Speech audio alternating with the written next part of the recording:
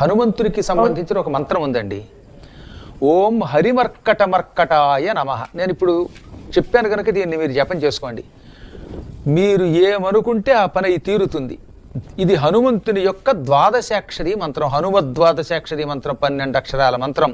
ఓం హరిమర్కటమర్కటాయ నమః, ఓం హరిమర్కటమర్కటాయ నమః. ఈ మంత్రం ఎంత గొప్పదంటే దీనిని 40 రోజులు జపం చేసిన వాడు ఎందుకు పనికిరాడు అనుకున్నవాడు వాడు మంచి ఉద్యోగం చేసుకుంటున్నాడు.